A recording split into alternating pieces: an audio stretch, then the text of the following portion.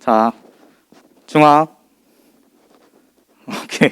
언제나 이 영혼 없는 손짓. 네, 반가운 거죠? 네, 반갑습니다. 우리 오늘 예배에 나온 우리 친구들, 또 온라인으로 함께하고 있는 친구들, 네, 모두 반갑습니다. 우리 사순절 묵상 다들 잘 하고 있죠? 다들 하고 있는 걸로 믿고 있어요. 그죠? 다들 잘 하고 있는 것 같아요. 아무튼 오늘 말씀도 우리 사순절 묵상에서 어제 말씀이었나요? 어제 묵상한 사람? 어제 묵상한 사람. 이거 언제 말씀이죠? 어제 말씀 맞아요. 어제 말씀이었어요. 어제 말씀을 좀 더 깊게 한번 오늘 들어가 보도록 하겠습니다. 네, 화면 한번 보여주시겠어요? 오늘의 제목 사랑의 불청객입니다. 자, 전사님이에요. 전사님이 10년 전, 약 10년 전에 전사님이 고등학교 1학년 때 이때 전사님이 교회에서 여름 수련회를 갔을 때 사진이에요. 지금보다 마이너스 20kg 시절 지금보다 20kg 말랐을 시절 그때 전사님의 모습입니다. 이때 어떤 펜션 같은 곳에서 여름 수련회가 있었어요. 그래서 중고등부 수련회를 가서 찍은 사진입니다. 이때 전사님이 한창 저녁 집회를 하던 중이었어요. 저녁 집회, 그때는 뭐 코로나 이런 게 없었으니까 저녁 집회에서 막 뜨겁게 신나게 찬양하고 설교 듣고 이제 기도하는 시간이었어요. 근데 갑자기 쾅 하고 뒤에 문이 열렸어요. 다들 뭐지 하고 쳐다봤는데 어떤 할아버지가 서 계신 거예요. 이 할아버지가 갑자기 소리 질렀어요. 너네 누가 여기서 이런 거 하래 하면서 막 소리를 지르시는 거예요. 동네 시끄럽게 여기서 뭐 하는 거냐고. 그래서 보니까 이 할아버지가 좀 술을 많이 드셨어요. 술을 많이 드셨는데 지나가다 그냥 신경 쓰니까 그냥 와서 이렇게 뭐라고 하시는 거예요. 이 할아버지가 하셨던 말이 아직도 생각이 나요. 막 이렇게 뭐라고 하다가 내가 보자 하니까 보자기로 보이냐? 이거를 진짜 이 할아버지가 진짜로 이 말 하셨어요. 그래서 우리 다들 갑자기 심각하게 이렇게 듣다가 다들 빵 터졌죠? 다들 이제 웃음 참기 챌린지. 갑자기 아저씨 화내는데 내가 보자 하니까 보자기로 보이냐? 하셔가지고 저 아저씨 뭐지? 하면서 웃음을 참았던 기억이 있습니다. 아무튼 이제 선생님들이 잘 이야기해서 이 할아버지 돌려 보내드리고 기도회 중이었으니까 마저 이제 다른 악기들 연주하지 않고 조용하게 기도회를 마무리하고 끝났던 기억이 있습니다. 그렇게 갑자기 수련회 중에 보자기 할아버지가 오셔가지고 분위기가 좀 가뿐싸 됐던 기억이 있어요.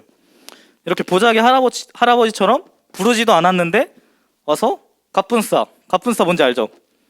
갑자기 분위기 싸해지게 만드는 그런 사람들을 뭐라고 하나요? 오늘 말씀의 제목처럼 불청객이라고 해요.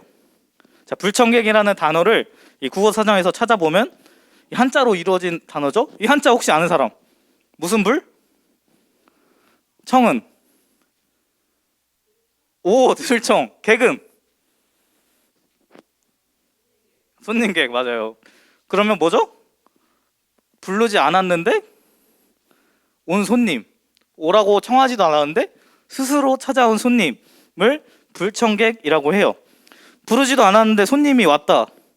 그러면 뭔가 좀 기분이 좀 그렇겠죠? 만약에 생일 파티를 하는데 안 부른 사람이 왔어. 누군지 몰라. 근데 왔어. 와서 막 우리가 차려놓은 음식 막 같이 먹고 누군지도 모르는데 초대도 안 했는데 그러면 조금 기분이 좀 그렇죠? 아까 그 보자기 할아버지처럼 가뿐싸 되는 거예요, 분위기가. 그런데 꼭 그렇게 불청객이 부정적인 게 아니라 좋은 불청객도 있어요. 부르지도 않았는데 예를 들어서 여러분이 생일 파티를 하는데 갑자기 BTS가 와요. 여러분이 생일 파티 하는데 그러면 어떻겠어요? 우리 BTS 팬이라고 했던 시온이 BTS 와요, 생일 때. 좋아요? 당연히 좋죠. 그죠? 부르지도 않았는데 왔어요. 똑같은 불청객인데 이건 기분 좋은 불청객이죠. 그런 것처럼 불청객은 기분 나쁜 불청객이 대부분이지만 때로는 기분 좋은 불청객도 있다라는 것이에요. 이런 것처럼 오늘도 그렇게 누군가에게 기분 좋은 불청객으로 온 분이 한 분 있어요. 누구죠? 오늘 삭개오요? 삭개오요? 바로 예수님이에요.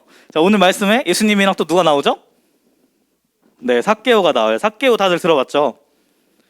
삭개오는 사람들의 미움을 받는 세리장이라는 일을 했던 사람이 이 세리장이 뭘 했냐? 구체적으로 이 사람들의 세금을 걷는데, 이게 사실 그때는 이제 로마의 또 통치를 받고 있던 시대였는데 이스라엘 사람임에도 불구하고 로마 쪽에 붙어가지고 거기서 이제 같은 나라 사람들의 세금을 폭리하는 거예요.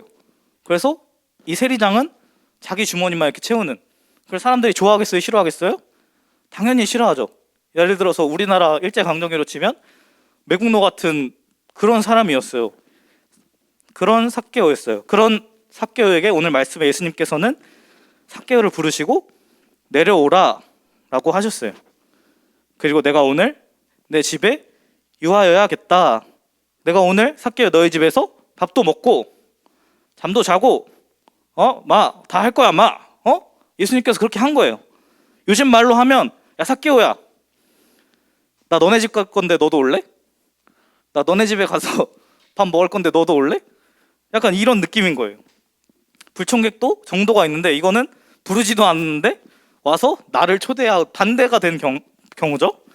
지나가던 모르던 사람이 갑자기 눈 마주쳤는데 야, 나 너네 집 갈 건데 너도 올래? 그러면 어떤 생각이 들겠어요? 우리 하람이가 길을 가는데 갑자기 저기 반대편에서 어떤 모르는 사람이 지나가다가 갑자기 하람이한테 야, 너네 집 갈 건데 너도 올래? 뭔가 이상하죠? 미친놈인가? 약간 이런 생각 들겠죠? 약간 기분이 별로 좋지는 않을 거예요. 여기 오늘 아까 그 제목 뭐라고 했죠? 썸네일에 나온 이 상황은 이 무한도전에서 이 무한도전 멤버들이 여러분 혹시 무한도전 알죠? 라이브로 본 적 있나? 어쨌든 무한도전에서 무한도전 팀이 김재동한테 찾아갔어요. 그래서 야, 우리 축구 보러 너네 집 갈 건데 너도 올래? 딱 지금 그 상황인 거예요. 김재동 표정이 어때요? 그쵸? 썩었죠? 얘네 뭐지? 얘네 뭔데 우리 집에 온다는 거지? 약간 이런 느낌이죠. 그러니까 불청객은 이런 느낌인 거예요. 예수님이 지금 삭개오에게 이런 느낌으로 말한 거예요. 야, 너네 집 가기로 했어. 나 너네 집 갈 거야. 너도 올래? 약간 이런 느낌인 거예요. 그런데 삭개오는 급히 내려와서 즐겁게 예수님을 영접했다라고 되어 있어요. 불청객인 예수님이 기분 좋은 불청객이었기 때문이에요. 사실 삭개오는 아무도 자기를 좋아하지 않고 미워하고 자기를 멀리하는데 그런 자신에게 온 손님을 불청객, 부르지 않았더라도 기쁘게 맞이할 수 있었던 거일 수도 있어요. 예수님은 그러한 삭개오의 마음을 알고 계셨기 때문에 삭개오를 찾아갔던 거예요. 삭개오의 마음이 되게 외롭고 상처받고 쓸쓸하고 그러한 삭개오의 마음을 알고 계셨기 때문에 삭개오를 찾아가신 거예요. 그래서 예수님께서 그의 이름을 부르고 그와 함께 식사하고 그와 함께 할 때 그 삭개오가 원래 세리장을 하면서 지었던 그런 죄에서 벗어나 변화된 구원받은 성도의 삶을 살아갈 수 있도록 변화된 거예요. 예수님께서 찾아오신다는 것은 그렇게 그냥 우리에게 연락이 와서 잘 지내지? 나 왔는데 혹시 너네 집 가도 될까? 이런 게 아니라 나 너네 집 갈 건데 너도 올래?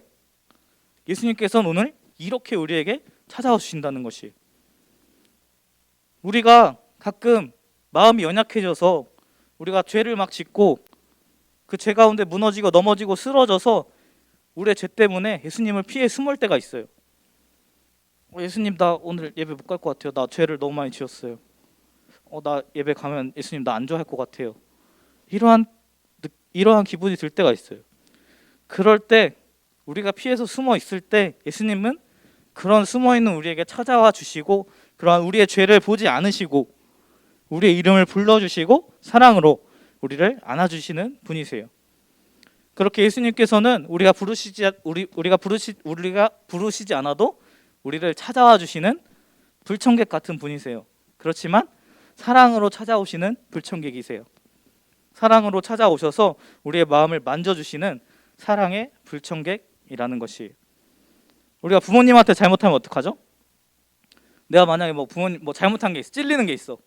그러면 괜히 막 부모님 눈에 안 보이려고 막 방에만 들어가 있고 걸리면 어떡하지? 괜히 막 부모님 눈치 보고 피하고 같이 안 있으려고 하고. 하나님 앞에서 똑같죠. 하나님 앞에 죄를 지어서 괜히 막 예배 드리는데 찔리고 그러니까 오히려 막 예배 안 드리려고 하고 교회 안 가려고 하고 기도 안 하려고 하고 하나님이 나한테 뭐라고 하면 어떡하지? 그렇게 피하고 숨기 마련이에요. 그런데 예수님께서는 그런 우리의 마음을 아시고 우리에게 먼저 찾아와서 손 내밀어 주시고 우리를 불러주시고 우리를 안아주신다는 것이, 그렇게 예수님께서는 우리를 찾기 위해서 이 땅에 오셨어요. 오늘 말씀 10절 말씀처럼 이 땅에 오신 이유는 잃어버린 자를 찾기 위함이다. 우리가 하나님에 있다가 하나님을 떠나갈 때 하나님께서 우리를 잃어버리는 순간에 우리를 그냥 놓으시는 것이 아니라 우리를 찾아와 주시고 우리에게 사랑으로 손 내밀어 주시고 사랑으로 용서해 주시고 우리를 구원해 주실 것이에요. 그렇게 그러한 주님의 찾아오시는 사랑을 우리가 기억해 봤으면 좋겠어요. 그리고 더 나아가서 예수님께서 찾아오시기 전에 우리가 먼저 주님께 나아간다면 주님께서 우리의 마음을 기뻐 받아주실 것이. 전사님이 어제 묵상에서도 얘기했는데 잃어버린 물건을 다시 찾으면 어때요? 당연히 좋죠. 그게 또 중요한 물건이면 어떡해요? 그것을 막 찾으려고 막 헤매고, 전사님의 핸드폰 잃어버린 이야기를 했었어요. 그때 정말 이 핸드폰을 잃어버렸을 때 핸드폰이 진짜 내 전부인데, 나의 전 재산인데 핸드폰을 잃어버렸어. 진짜 핸드폰을 찾으려고 엄청 노력했어요. 진짜 그때 막 전사님 사실 그때 군대 면접 보러 간 거였는데 핸드폰을 잃어버린 상태로 면접에 들어간 거예요. 전사님 기분이 어떻겠어요? 핸드폰 찾아야 돼. 면접 내내 핸드폰 생각밖에 안 나는 거예요. 근데 결국에 핸드폰을 찾았을 때 그 기쁨, 그 감동 이루 말할 수가 없는 거예요. 감사합니다. 하나님 감사합니다. 그렇게 잃어버린 물건을 다시 찾으면 기쁘기 마련이에요. 예수님도 마찬가지예요. 우리가 예수님을 떠나서 예수님께서 우리를 잃어버렸을 때 그 상실감 예수님께 이루 말할 수 없죠. 그런데 우리가 다시 돌아왔을 때 그 기쁨은 너무나도 큰 것이에요. 더군다나 잃어버린 물건이 제 발로 막 자기 찾아왔어요. 그러면 더 기쁘죠. 내가 찾지도 않았는데 잃어버렸네. 진짜 막 낙심하고 이거 못 찾을 거야. 이거 못 찾을 거야 하는데 이 물건이 어느 날 막 나한테 다시 왔어요. 배달로 왔어요. 지갑을 잃어버렸는데 요즘 지갑을 우체통에 넣으면 지갑에 있는 그 민증을 보고 주소로 다시 배송해 준대요. 아무튼 그런 것처럼 지갑 잃어버린 줄 알았는데 어느 날 배송이 왔어. 너무 기쁘죠. 그런 것처럼 우리도 주님께 나아간다면 우리가 죄 앞에 주님을 멀리 떠나 버렸을지라도 우리가 다시 주님께 나아간다면 주님께서는 그 잃어버린 것을 다시 찾은 기쁨으로 더욱더 기쁘게 우리를 받아주시고 우리를 더욱더 사랑으로 안아주실 것이에요. 그렇게 우리가 주님의 그 사랑을 기억하며 주님께 나아갈 수 있는 중등부가 되었으면 좋겠습니다. 그래서 정말로 주님의 기쁨이 되고 주님께 더욱더 큰 축복을 받는, 주님의 사랑으로 더욱더 큰 은혜를 받는 우리 중등부 친구들이 다 되기를 주님의 이름으로 축복을 드립니다. 우리 함께 기도하겠습니다. 사랑의 하나님 아버지 감사합니다. 정말 우리를 찾아와 주시고 사랑으로 우리를 불러주시고 우리를 만져주시고 우리를 안아주시니 너무나 감사드립니다. 정말로 우리가 죄인 되었을 때 그럼에도 불구하고 우리를 찾아와 주셔서 우리를 사랑으로 품어주시는 그 주님의 사랑을 우리가 기억하기 원합니다. 더 나아가서 우리가 먼저 주님께 나아감으로써 정말 주님께 기쁨이 될 수 있는 우리 중등부 친구들 모두가 될 수 있도록 주님 인도하여 주시옵소서. 감사를 드리며 예수 그리스도의 이름으로 기도드립니다. 아멘.